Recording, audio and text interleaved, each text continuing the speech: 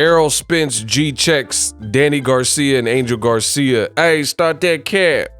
Find out what Errol Spence had to say. This is after Danny Garcia, of course, won his first fight at 154. Let's talk about it. What up, Fight World? It's your boy Ego, and I'm back with some more boxing. Now, before I get started, SLC.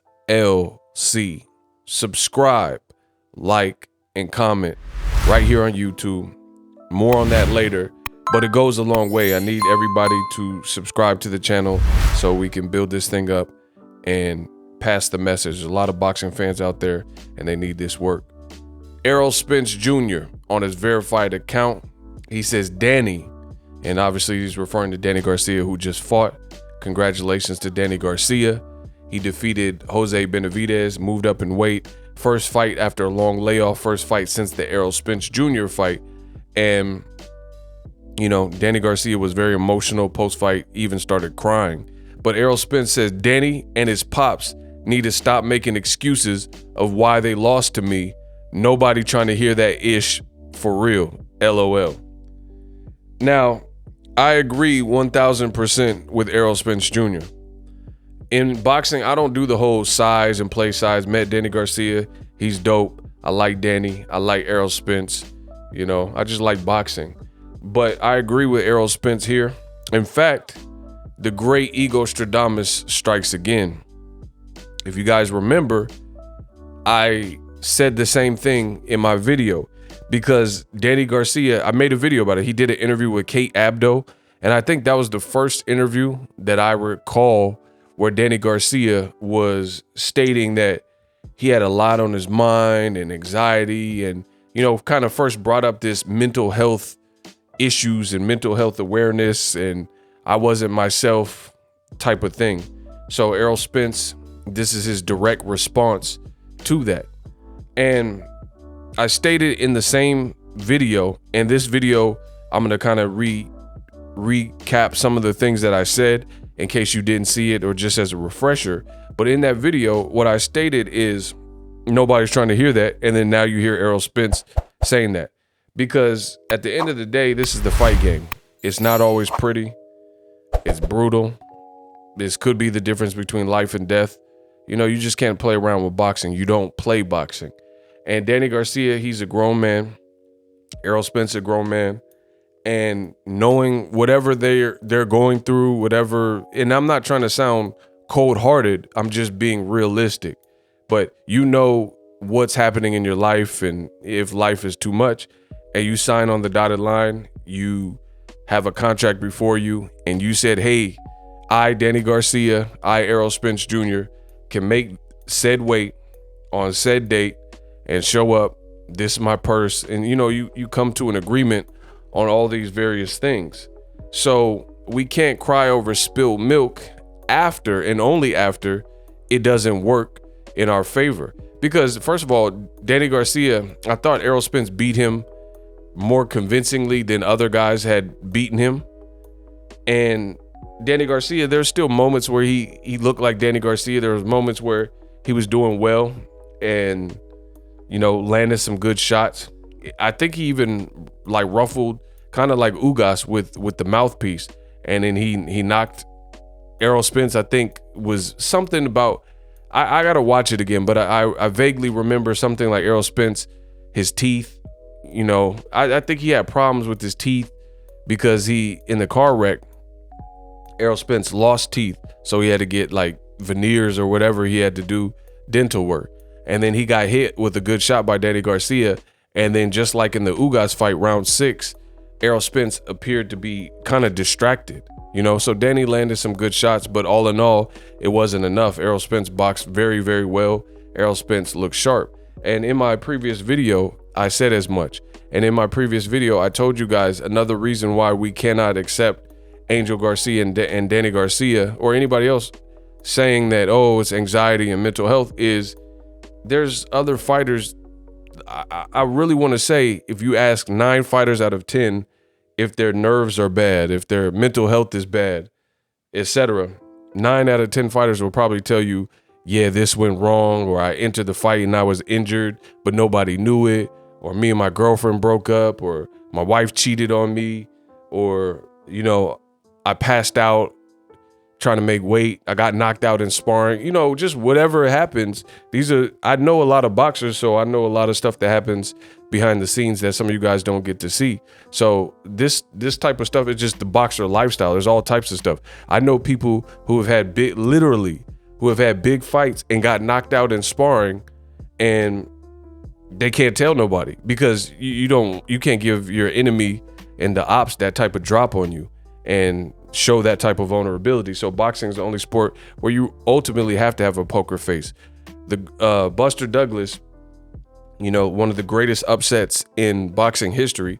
Buster Douglas getting ready to fight Mike Tyson overseas in Tokyo, in Japan, and his mom passed away 2-3 weeks before that fight. And instead of using it as an excuse, which some people could, they could be like, oh, I lost a family member. This is bereavement. So this is why Mike Tyson, who had that aura about him, you know, I'm the most brutal and ruthless there's ever been. There's nobody that can match me. My style is impetuous. I'm not a textbook fighter. I fight to win, totally to win, right?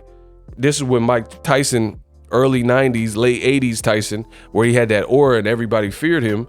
So the same things that people use as excuses can also be used as a dedication. And that's what Buster Douglas did. When he beat Mike Tyson in upset fashion, he then dedicated the fight to his late mother, right? So that's how life is. You can use it as motivation and the reason as to why you overcame and, you know, why you conquered this or climbed Mount Everest or hurdled this hurdle. Or you could use it as like a crutch and say, oh, this is why something didn't happen. So with Danny and Angel Garcia double downing on this mental health, they did it post-fight and they're talking about it. It's not right. The other thing is if we're going to use mental health, and I'm just being real, how come when it comes to black fighters, think about all the things that black folks go through just in society and in life in general, and it's really not even accepted that black fighters even remotely come up with anything. You know, it's always, from what I've seen, old media, they're like, oh, that's an excuse. Like, look at Deontay Wilder. He lost to Tyson Fury in the second fight. He thought something was amiss, and people say, oh, you're just an excuse maker. You can't deal with the loss and stuff like that. So unfortunately, it looks like the rules are not even for everyone. When I can't imagine a black fighter having the same, you know, like Ryan Garcia or even Danny Garcia, and getting the same type of remorse for it. But outside of that issue, if we're really talking about, speaking of black fighters, Danny's saying that he wasn't in the right headspace and too much was going on, yada, yada, yada, which some of it could be true. You know, I'm not doubting his life story, but at the end of the day, this is what you signed up for. And using a black fighter like Errol Spence, you got Errol Spence Jr., who flew through a car and almost left this planet prematurely based on one bad night, one bad decision type of deal. So imagine the levels of stress he was. There are people like Bob Arum and others that said he won't be able to fight anymore. He won't be able to walk anymore. He won't be able to take a punch anymore. He won't be the same fighter. I remember Errol Spence, I was at the fight in Ontario. It was the Charlo fight versus Harrison, the rematch. And Errol pulled up and did an interview with Brian Kinney, and everybody on social media and Twitter, they were saying how Errol Spence is not the same and he's not talking the same and it's over for him. So imagine the levels of stress he was on. And Errol Spence looked sharp versus Danny Garcia and beat him more convincingly than other guys. So Danny really can't use personal drama that none of us really know about as the catalyst. So, you know, that's my thoughts. Congrats to Danny Garcia. I thought he looked very sharp, bounce back performance, long layoff versus Jose Benavidez. But I do agree with Errol in terms of Danny and his pops should stop with the excuses. You lost.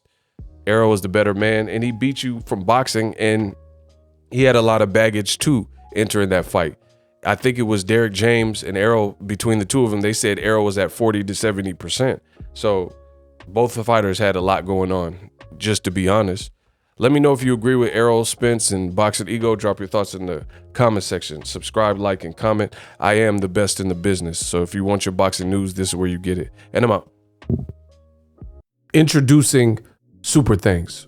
Right here on the official Boxing Ego YouTube. Super Thanks allows you, the viewers, to show a little bit of extra gratitude, which enables me as a full-time content creator to push out the content you need in the world of boxing. Underneath all the videos, you will see a heart with the $sign in it. You can enter any amount that you find suitable as a super thanks. A brand new interactive and colorful way to get your comments highlighted and noticed by not only myself, but other people on the YouTube platform. Super thanks, a unique and cool way to show and applaud us full-time content creators. Hopefully you guys enjoy the content. Super thanks.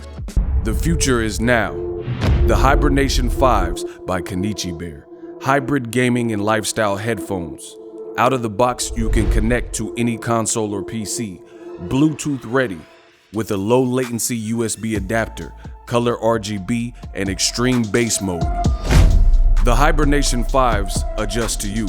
Whether you need a gaming, travel, gym, or lifestyle headphones, the Hibernations got you covered.